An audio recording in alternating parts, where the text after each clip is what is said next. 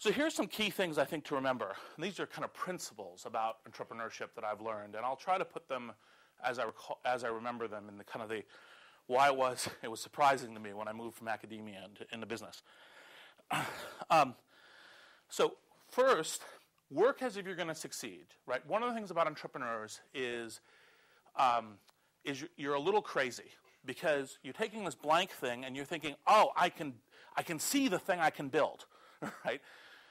It's always a lot more work and a lot harder than you think. And if you look at statistics, most entrepreneurial ventures fail, right? So depending on which stats you look at, it's somewhere between 10 and 30% on the success range. That's there is a happy exit that isn't a crater at the, that isn't a little smoking ruin. So you work as if you're going to succeed because you have to have that kind of visualize it, but plan on the fact that you might actually fail, right? And think about the fact, you be paranoid about the fact that you may be failing. So for example, one of the lessons that was very contrary for me between my academic training, right, and my business training is you want to get to your failure points and measure them as early as you can. Because in fact, it's I'll do all this stuff to prep because I really don't want to fail. So I'll do this piece of work first and that piece of work and that piece of work and this piece of work. But if this is your test failure point, and this point is, say, 3 years out, and you wait for 3 years to measure that, and you could have measured it in year one, you could have actually known that you were going to fail and had the extra few years to do something else, right? So get to that point as soon as you can, and do not maximize getting over the hurdle. Everyone has a fear of failure. They have a fear of public embarrassment, right? They have a fear of, oh, look, I did that, and it blew up, right? And there's some rationale to that. We all have brands. Those brands affect who invests in us, who works with us, et cetera. You have to manage that in some intelligent way.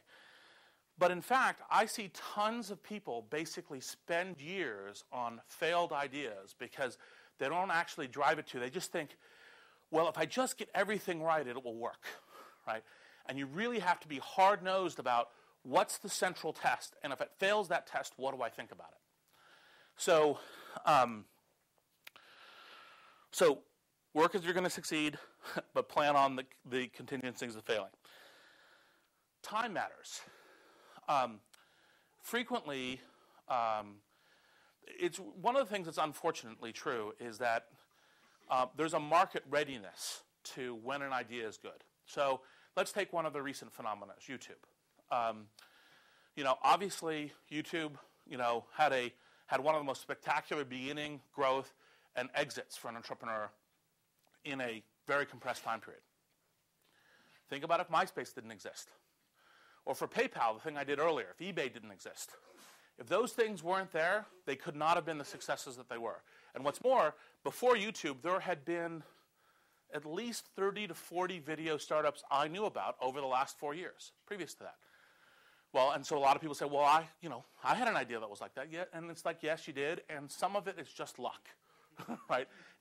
This is the right time, this is the right place. Now, Chad and Steve did a great job, right? They caught the wave, they surfed it really well.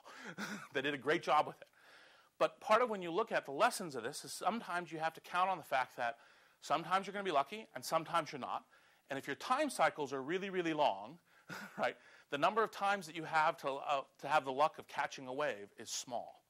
Right? So you want to get to measuring whether or not your idea works or not as early as you can. It's about controlled risk, which means neither take tons and tons of risk and take no risk. If you think you're taking no risk, well, either you're not doing anything, right, or you're deluding yourself, right? Because anything that's new involves some amount of risk. Now, the whole point about controlled risk is people then say, oh, it's risky. So what I'm going to do is I'm going to work on artificial intelligence and I'll create a device that's advancing science. Well, it's risky. Who knows who can do it? Well, the answer is that won't be happening anytime soon, contrary to some AI predictions from some number of years ago. But focus on if this one risk or these two risks, or hopefully no more than three, break my way, then I've got something really valuable, right? And that thing can really work. And in particular, actually, this leads to another thing that was a big insight for me. Hopefully, maybe this is I was stupid. in business, the problem that you're trying to solve is take the easiest, simplest problem that's valuable. You're not trying to prove how smart you are. You're not trying to prove how hard of a problem you can solve.